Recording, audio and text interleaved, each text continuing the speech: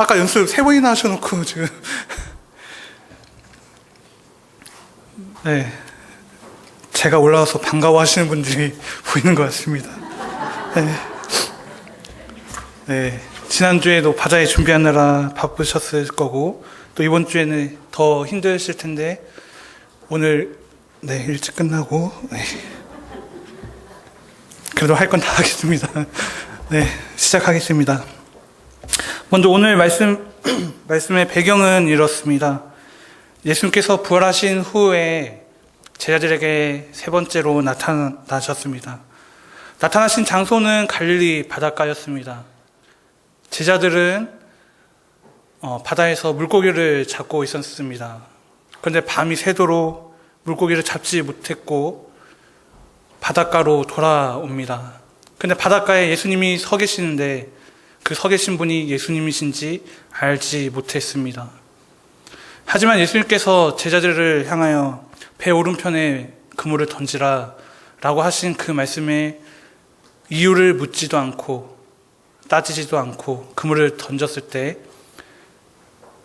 그물을 들어 올리기 힘들 정도로 그물에 물고기가 가득 찬 것을 우리는 굳이 성경을 보지 않아도 알 수가 있습니다.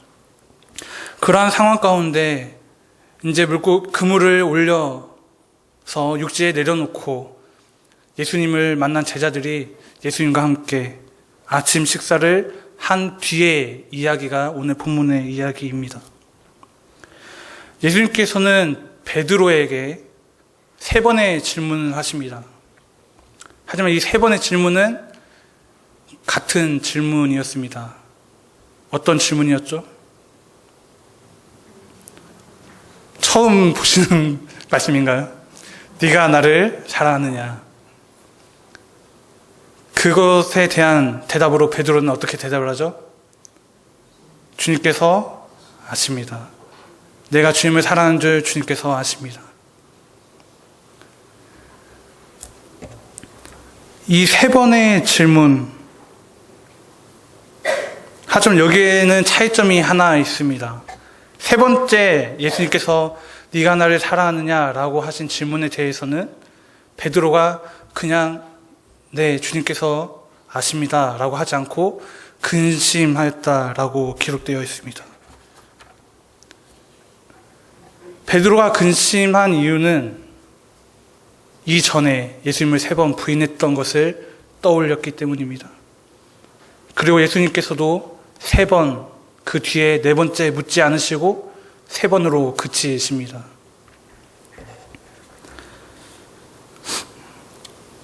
이 3번의 질문을 통해 예수님께서는 베드로에게 네가 나를 왜 배반했느냐, 부인했느냐 라고 따지기 위해서가 아니라 베드로의 그 죄책감을, 죄송한 마음을 위로해주고 용서해주기 위함이었다라는 사실입니다.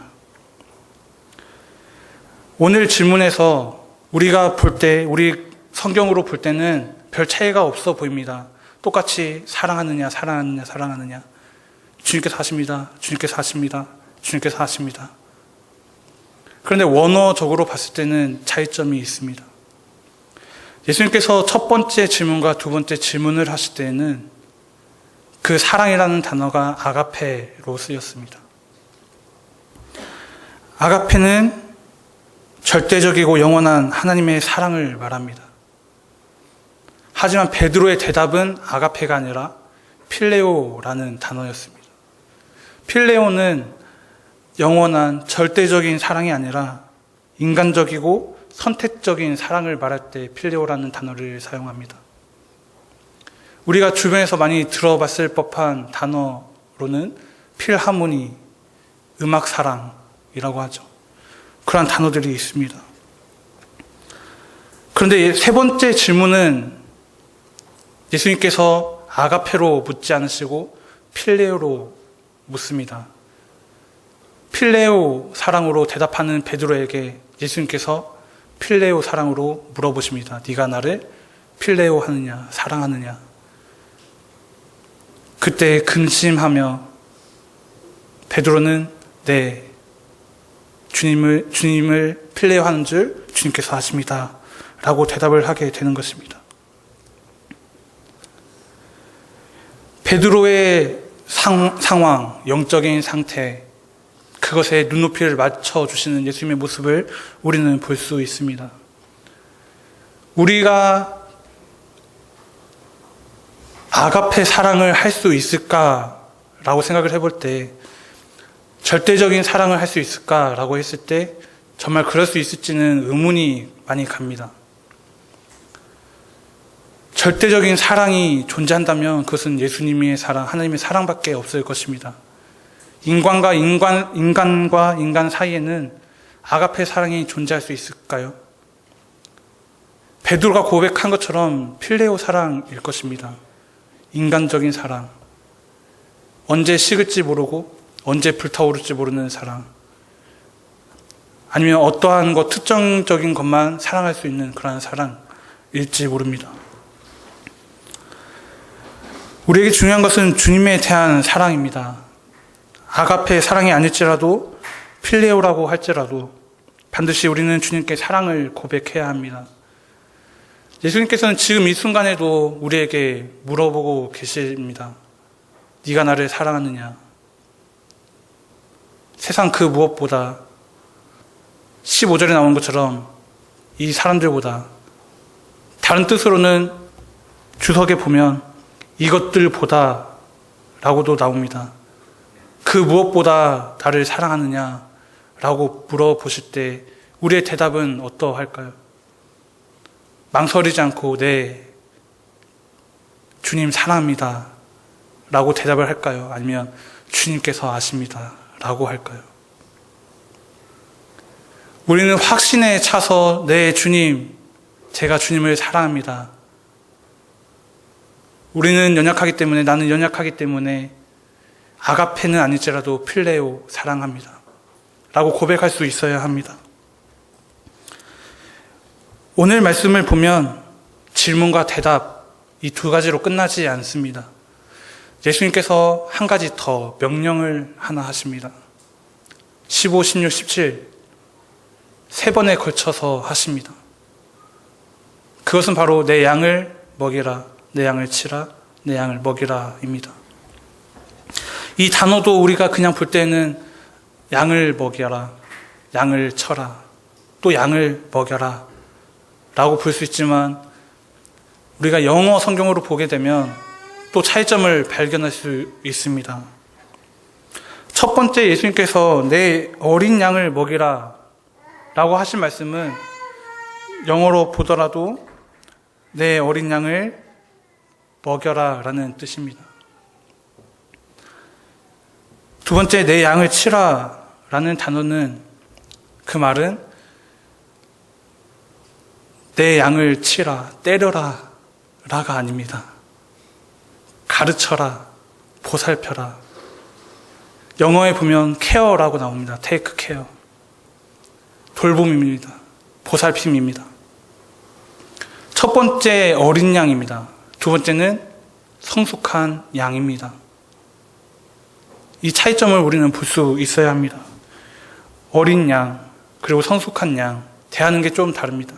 어린 양은 먹여라. 성숙한 양, 젊은이, 늙은이, 보살피고 가르쳐라. 세 번째, 내 양을 먹이라.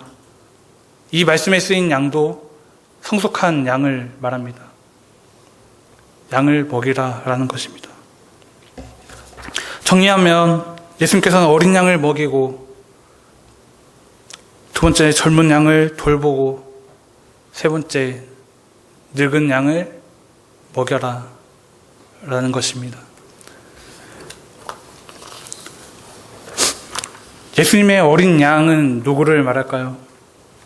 우리는 쉽게 생각할 수 있습니다. 우리 주변에 있는 이 자리에 모인 사람들 중에, 성도님들 중에 어린 양과 같은 분이 계실 수도 있습니다.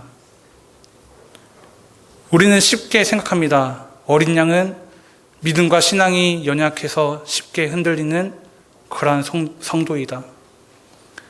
아직 신앙이 자라지 않고 믿음이 자라지 않은 교회에 제대로 정착하지 않은 성도를 말한다라고 생각을 할 수 있습니다.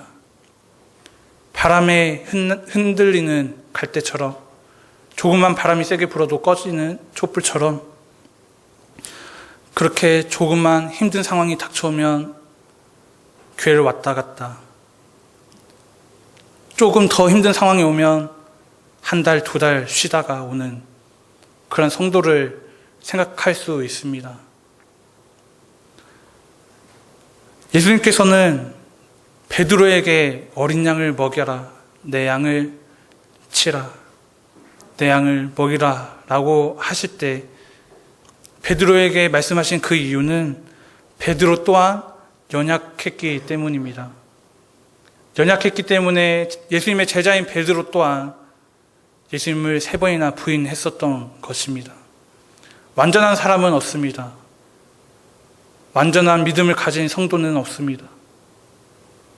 우리는 내가 생각할 때 나는 믿음이 좋다, 신앙이 좋다, 어떤 어려운 일이 닥쳐와도 나는 흔들리지 않고 굳건히 서 있을 수 있다라고 생각되시는 분들도 예전에는, 처음에 예수님을 믿을 때는 어린 양처럼 바람에 흔들리는 갈대처럼 그렇게 흔들리던 시절이 있었다라는 것입니다. 그렇기 때문에 그런 상황 가운데 있는 그런 성도들의 마음을 더 보살펴 줄 수 있는 것입니다. 그런 상황을 겪었던 베드로였기 때문에 예수님께서는 사랑하는 베드로, 사랑하는 제자 베드로에게 그렇게 말씀하셨던 것입니다. 오늘 예수님의 이 질문, 베드로에게만 한 것이 아닙니다. 오늘날 우리에게 똑같이 하시는 말씀입니다. 똑같이 우리에게 네가 나를 사랑하느냐 라고 물으시고, 우리의 입을 통해, 우리의 영혼을 통해 내 주님을 사랑합니다, 주님께서 내가 주님을 사랑하는 줄 아십니다 라고 고백하기를 원하십니다.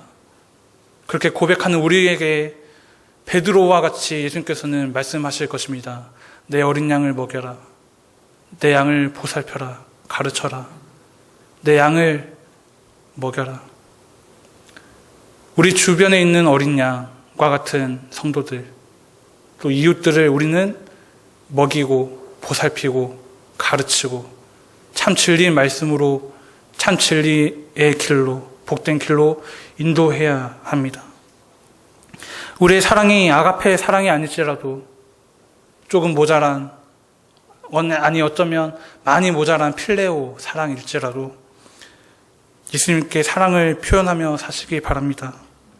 그리고 그 사랑을 우리 드림교회 공동체 안에서, 그리고 더 나아가 이웃과 온 세계에 전할 수 있는 성도님들이 되시기를 소망합니다. 기도하겠습니다. 하나님 감사합니다.